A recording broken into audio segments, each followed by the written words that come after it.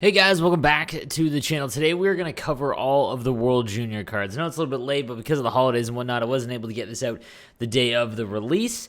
Regardless, so we're going to break down the fantasy hockey event for the World Juniors and kind of give you my predictions and what cards you should target going through the event. All right, so let's get into today's video. All right, guys, so let's just go over real quick how these sets work and whatnot for anyone that's maybe new to the game or hasn't paid attention to the event.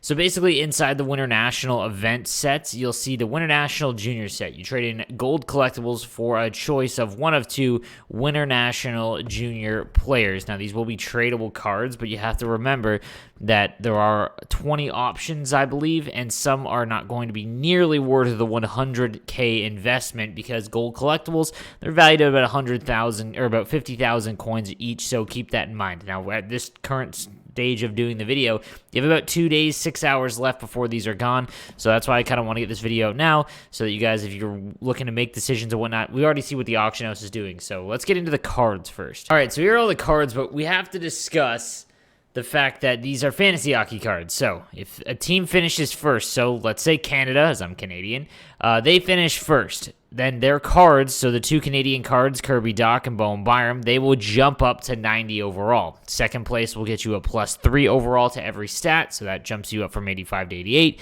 and then bronze will get you a +1. Now, just going over the landscape of the World Junior event, there really is, I mean, technically, I guess there's 5 options or, teams that, have a potential to medal. But if we're really, really being serious about it, even with Kirby Dach's injury, Canada is still far and away the biggest, powerhouse in terms of this event. I mean, the amount of first-round picks they have is just incredible. So you have to assume that they're probably either going to get first or second. And if they don't, it's a gigantic, choke, I guess. It would be a huge letdown. So you'd have to expect that Kirby Dach and Byram will at least get up to 88. The other two teams that I think would challenge for that is probably going to be Russia or the U.S. They just played on Christmas Day, and it was actually a pretty good game, and Russia did win. So keep that in mind. Now, they do cross divisions and whatnot, so when you take a look at who's going to play who, it's a little bit more difficult to play out. But since that U.S. lost to Russia, they almost certainly won't finish first in their group, so they're going to have a little bit tougher path to get to the finals. So again, getting to the finals is what you want to do at least, because then you're guaranteed an 88. The +1 we have to keep in mind, but we'll go through all the cards, guys, and then we'll just kind of talk about each one as we go. So we'll start with Mikhail Abramov, 5'10", 160, so very, very slender. However, this card is pretty nasty even if they don't medal. So with Speedster, he's got 90 speed, 95 agility, and 98 wrist shot power, slap shots at 95, and the accuracy isn't terrible either, 86 and 87. His hand stats are all above 95. Defensively is where he's pretty much useless. Body checking 78 and a 5'10 frame means that defensively you're not getting the puck back, and even if you're aggressive with the skill stick, 83 skill stick or stick checking is pretty low as well, and defensive awareness is low. Obviously, you take a hit for the great offensive stat these cards have, but even if you're a free-to-play player, you have a lower overall team, these cards aren't bad to go after just off of what they are. So let's assume that Russia will at least get a +1. For them to not even get a medal would be astounding, which is the landscape of this event, and certain teams had, Sweden got hit with COVID, things like that. It would just be, and how well they looked against USA, and Askarov playing much better than he did last year. So you'd have to assume. So let's say he gets up to 90. Let's say they win the gold medal. That's a 95 speed, max wrist shot power. His accuracy goes up to 92. Like, if you're betting on a card, here's the problem. Okay, I have to walk you through this event because the cost of him is already like around 100K, but it's tough for free-to-play players who obviously aren't going to have this many coins all that often, but if he gets to like 80, and I don't think he will because as the tournament goes on and Russia wins more, the prices of these will go up. That's the thing. These are going to be very volatile in the auction house. You basically will have one shot to buy them because once the medal round starts or the elimination games start, during the games, you can either lose or make a lot of money. But let's just assume, we have to assume, even if just a +3, let's say they get silver, 89 speed before speedster, 89 acceleration. His agility will be maxed. His wrist shot will be fantastic. This is a great, winger card. So, in all honesty, guys, if you are a free-to-play team, that 90K isn't a terrible investment. Even if he doesn't medal, it's still a useful card because of speedster and that wrist shot power. Moving on to Switzerland's Inaki Baragano with howitzer and shutdown. A howitzer kind of saves this card. Now, again, you have to assume that Switzerland is not going to medal. Like, they probably, even if they win bronze, it would be astounding. So let's just take this card for what it is. So it's a 5'10" right defenseman. Right defenseman has quite a few good cards. 89 speed, 99 agility is great, and then the shot is fantastic as well, as 96 on the slap shot. Defensively, he's okay at 85 stick checking, 87 defensive awareness, but then body checking is 80. And again, on a forward or a winger, that's not terrible. But on a defenseman, that's awfully tough, because that means in the corner boards, you're not bumping anyone off the puck. It is going to be an awfully difficult time defensively. So I don't know if I'd recommend this card. I'm curious to see what he's going for in the auction house right now. As right now, 50K, 45, like, it's tough, because you could go and get, like, there's other right-handed cards that are probably going to have, like, Lit Carlson, for example. Anyone that's over 6 foot, really, that, in that range, just too small in my opinion. I love offensively, like for free-to-play players, like on my free-to-play team, I might look at him just because speed is still the most important when you're looking at defensemen for free-to-play cards, but then size is extremely important. Then we've got the 85 overall Philip Broberg from Sweden, 6 foot 3, 203. Now this card obviously a lot better defensively. Has 87 speed with howitzer, 91 agility, 93 on the slap shot power. Again, power is going to be far more important than accuracy when it comes to defensemen.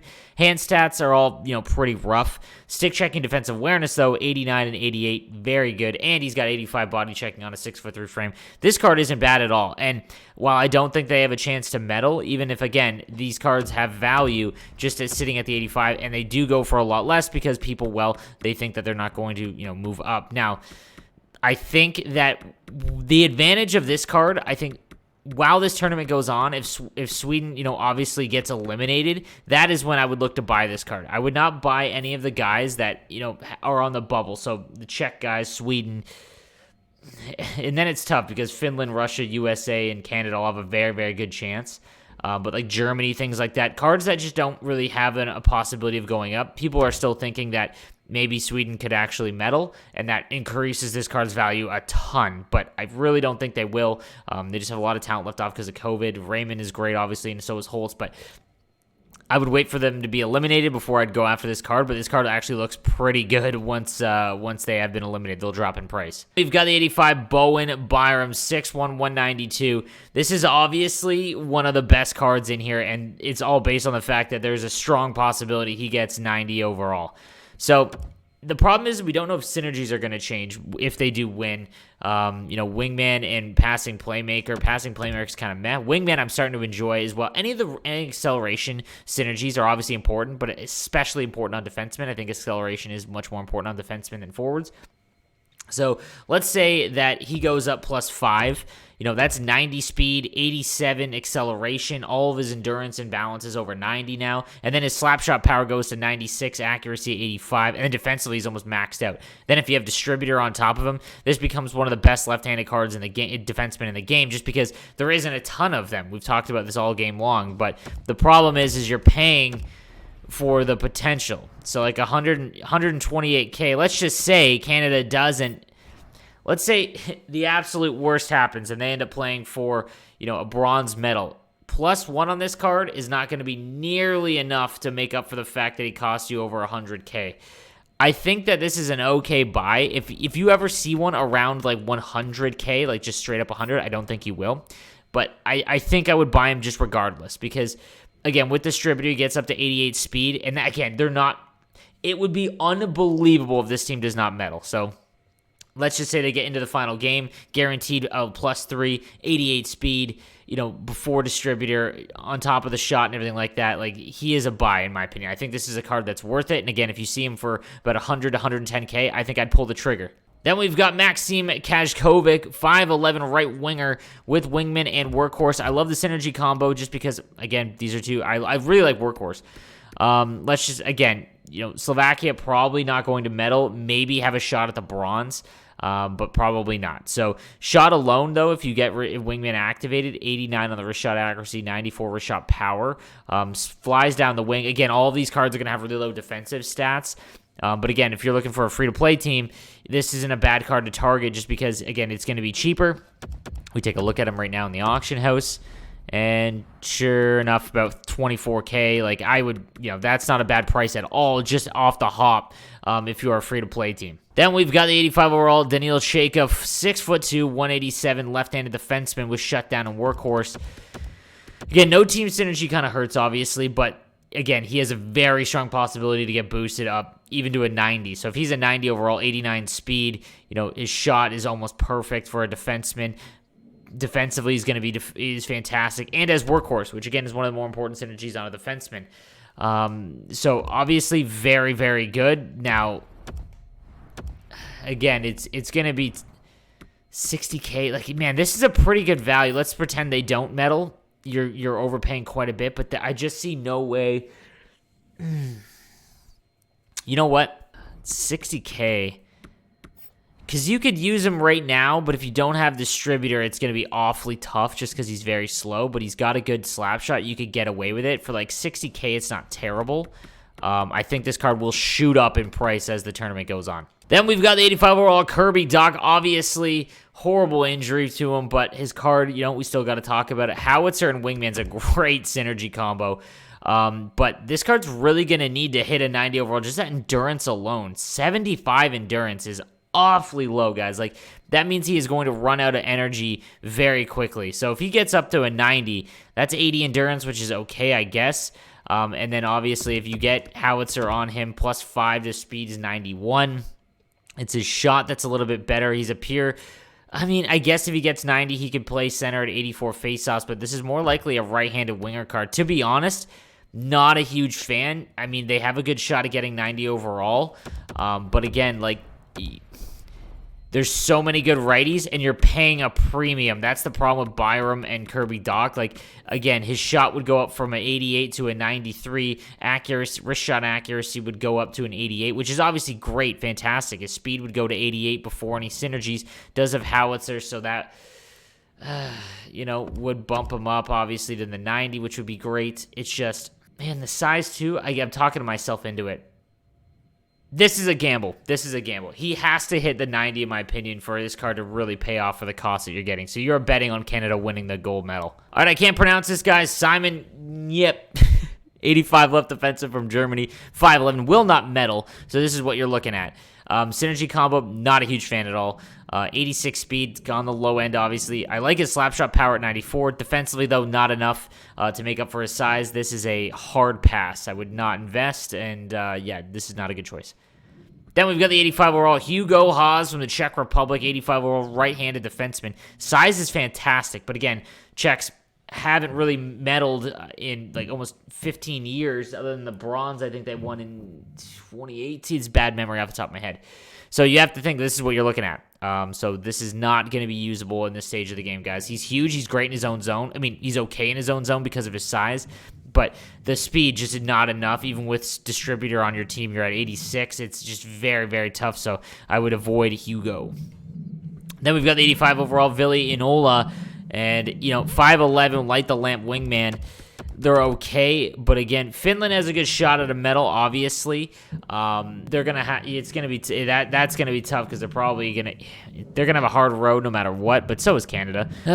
This one's gonna be tough. Left-handed defenseman. If he gets a bronze medal, 85, you're not gonna be able to use him just because he's small. His endurance is his endurance is so low that no, there's no way because he would have to win gold to get above 80 endurance, and 89 speed would be great, obviously, on a defenseman, a left-handed defenseman. Oh, man, this is tough. That endurance stat makes it awfully difficult. 60K, yeah, he has to medal. I wouldn't risk it. That's an awfully bold call. Then we've got the 85 overall Samuel Lavish. 6'3" with Swarm and Spark. Great synergy combo, to be honest with you.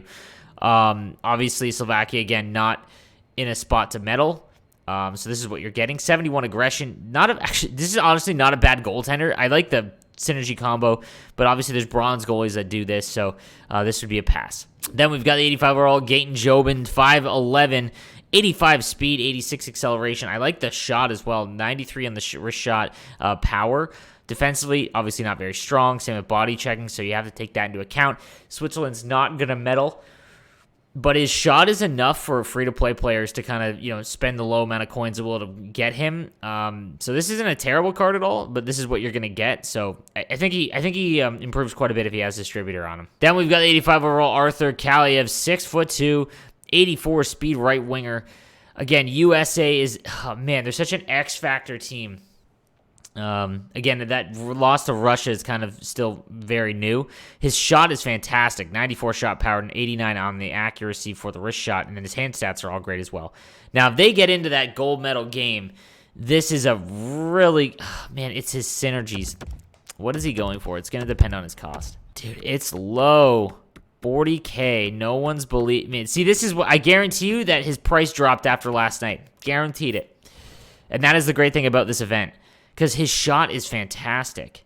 I'm talking about, let's say this is what it is, but his speed is so low. If you have distributor, honestly, at 40K or whatever he's going for, that's not terrible. Like, you could get away with that. Defensively, he's going to be a complete liability. But again, free-to-play players, you're looking at speed and shot first and then everything else afterwards. And he's 6'2", so the body checking stat isn't super important. Next up, we've got 85 Anton Lundell, 6 foot from Finland at center with speedster and workhorse. Just a great synergy combo.